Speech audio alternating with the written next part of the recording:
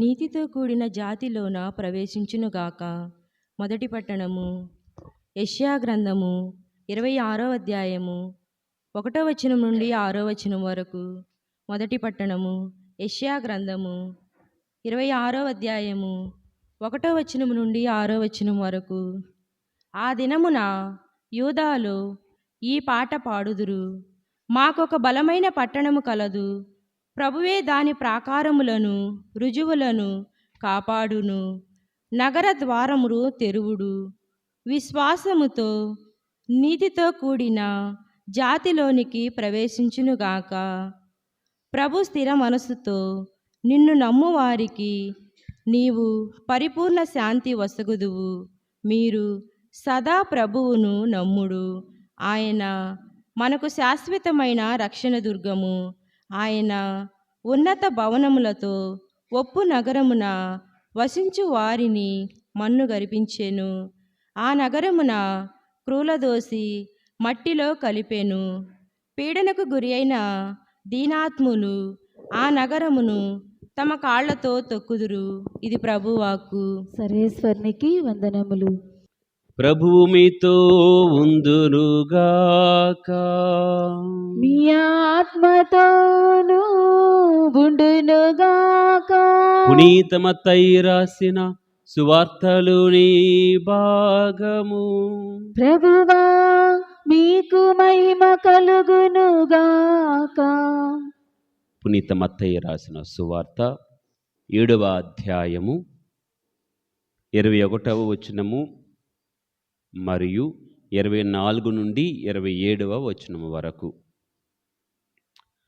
ఆ దినములలో యేసు తన శిష్యులతో ఇట్లు అనెను: ప్రభు ప్రభు అని నన్ను సంబోధించు ప్రతివాడును పరలోక రాజ్యములో ప్రవేశింపడు, కానీ పరలోకమందలి నా తండ్రి చిత్తానుసారముగా వర్తించువాడే పరలోక రాజ్యమున ప్రవేశించును.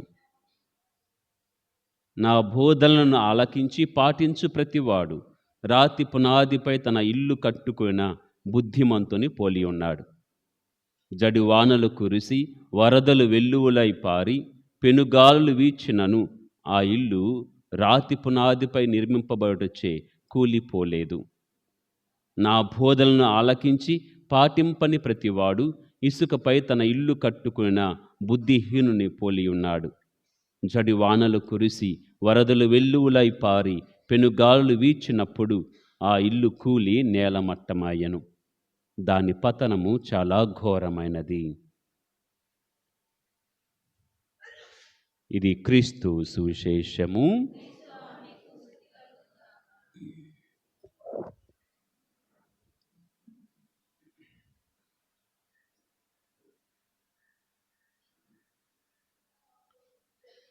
శాంతి, ప్రశాంతి, మనశ్శాంతి.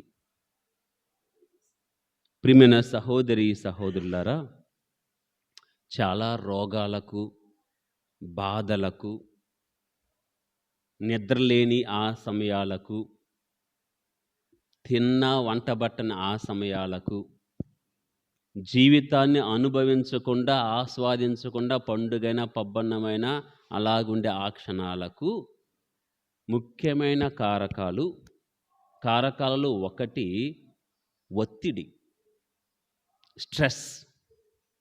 ఏది ఆస్వాదించలేం, ఏది అనుభవించలేం. అందుకే అంటారు, శారీరక రోగాల కంటే మానసిక రుగ్మతలే ఎక్కువ. శరీరం బాగానే ఉంటుంది, కానీ మానసికంగా ఆలోచన చేసి వచ్చిన జబ్బులు, తెచ్చుకున్న జబ్బులు చాలా ఉంటాయి. కారణము చాలా ఉండవచ్చు. ఏమంటారు? ఎక్కువ ఆలోచన చేయకు, అనవసరమైన ఆలోచనలు చేయకు, పట్టించుకోకు. నీ ఆధీనంలో లేని విషయాల గురించి అసలు నువ్వు ఆలోచన చేయవద్దు. నువ్వు ఎంత ఆలోచన చేసినా నువ్వు మార్చలేవు, తీర్చలేవు, కాబట్టి ఎందుకు ఆలోచన చేస్తావు అంటారు. ఈ ఒత్తిడిని అధిగమించటానికి చాలామంది చాలా సూత్రాలు చెప్తారు. ఎక్కువ ఆలోచన చేయవద్దు, దానికి బదులు మెడిటేషన్ చేయి, ధ్యానం చేయి, వ్యాయామానికి వెళ్ళు, క్రమశిక్షణగా జీవించడానికి చూడు, పుస్తక పఠనం అనేది పుస్తకాలు చదవటం అలవాటు చేసుకో. లేకపోతే కడుపులో ఉన్నది పంచుకోవటానికి. ఎవరి మీదైతే నీకు నమ్మకం ఉందో, విశ్వాసం ఉందో, ఆ కాన్ఫిడెన్స్, అలా రహస్యాలు దాచిపెట్టగలరో ఉన్నారో వాళ్ళకి వెళ్ళి చెప్పుకో, కడుపులో ఉన్నది చెప్పుకో అని రకరకాల సూత్రాలు చెప్తారు. చివరికి ఏమంటారంటే, అసలు మనశ్శాంతి లేదనుకుంటే కొన్నాళ్ళు దూరంగా వెళ్ళరాదు, ఆ ఊరు ఈ ఊరు, ఆ పుణ్యక్షేత్రం ఈ పుణ్యక్షేత్రం తిరిగిరా అని సలహాలు ఇస్తూ ఉంటారు. ఇవన్నీ కూడా ఏమిటంటే మనసులో ఉన్న ఒత్తిడిని అధిగమించటానికి, జీవితాన్ని ఆస్వాదించటానికి, లేనిపోని రోగాలకు దూరంగా ఉండటానికి పలువురు ఇచ్చే సూచనలు. ఈరోజు వాక్యంలో దేవుడు రెండు ఇస్తున్నాడు. మొదటి పట్టణంలో ఒక సూత్రము, రెండో పట్టణంలో మరొక సూత్రం. అన్ని సూత్రాలు పాటిస్తున్నారు, అందరి మాటలు వింటున్నారు, దాన్ని పాటించడానికి ప్రయత్నం చేస్తున్నారు, తప్పు లేదు. కానీ వాక్యం అంటున్నది, దేవుడు అంటున్నది కూడా పాటించండి, మీకు పరిపూర్ణ మనశ్శాంతి లభిస్తుంది. ఒకసారి చదవండి, యెషయా గ్రంథము 26వ అధ్యాయము 3వ వచనం. ప్రభు స్థిర మనస్సుతో నిన్ను నమ్మువారికి నీవు పరిపూర్ణ శాంతిని, నిన్నెవరైతే నమ్ముతారో, స్థిర మనస్సుతో, మళ్ళీ అలా ఇలా కాదు, అప్పుడప్పుడు కాదు, స్థిర మనస్సుతో నిన్ను నమ్ముతారో వారికి నీవు పరిపూర్ణ శాంతిని, మనశ్శాంతిని దయచేయుదువు.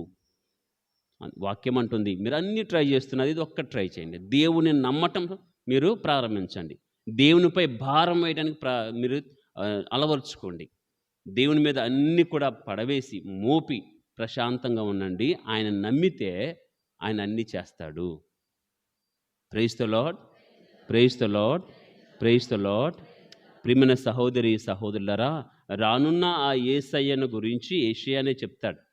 మనకొచ్చే రాజు అభిషిక్తుడు ఎటువంటి వాడు అంటే శాంతి కాముడు. తన రాజ్యములో తన ప్రజలకు, తనను విశ్వసించే వారందరికీ, వెంబడించే వారందరికీ ఆయన ఇచ్చేది శాంతి. సంపదలు, సిరి సంపదలు కాదు, ఆయన ఇచ్చేది మనశ్శాంతి. యెషయా గ్రంథము ఒకసారి చదవండి, 9వ అధ్యాయము 6వ వచనం.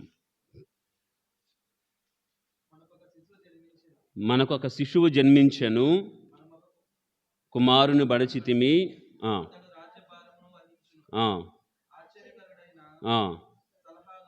సలహాదారుడును,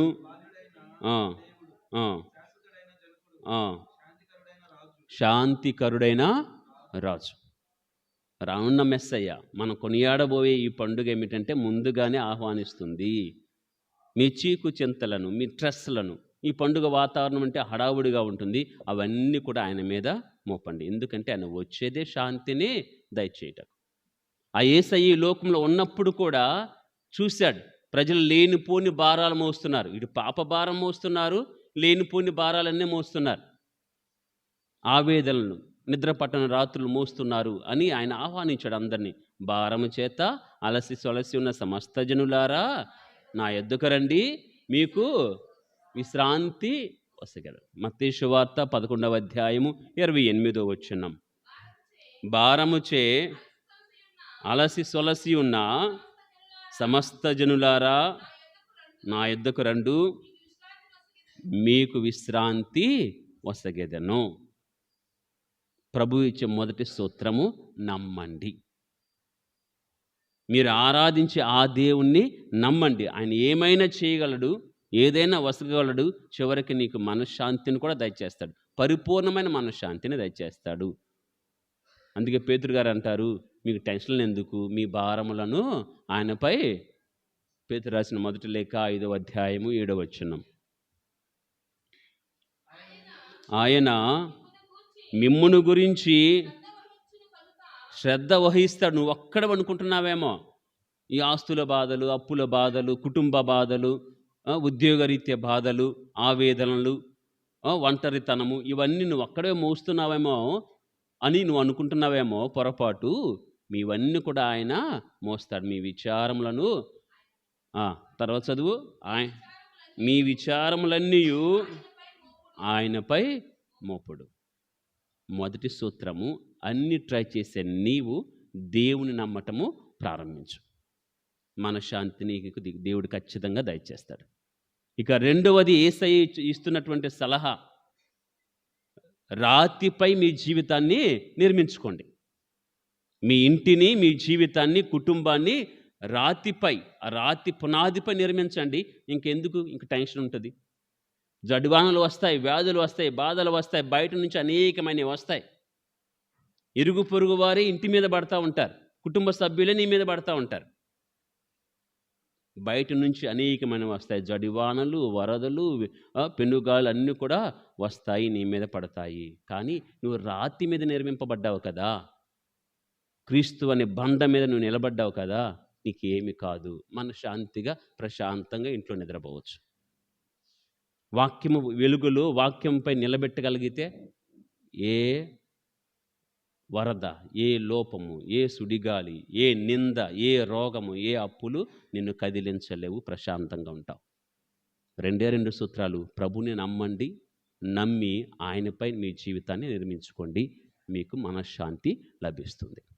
చివరగా చిన్న ప్రార్థన. ఫిలిప్పీలు రాసిన లేఖ 4వ అధ్యాయము 7వ వచనము. ఫిలిప్పీలు 4:7. మానవ అవగాహనకు అతీతమైన దేవుని శాంతి మీ హృదయములను, మనస్సులను యేసుక్రీస్తునందు భద్రముగా ఉంచును. ఇది మన ప్రార్థన కావాలి. మానవ అవగాహనకు అతీతమైన అందని దేవుని శాంతి మన హృదయాలలో, మన మనస్సులో అది ఉండాలి, కలుగ చేయాలి. దేవుడు మనకు సహాయం చేయను గాక.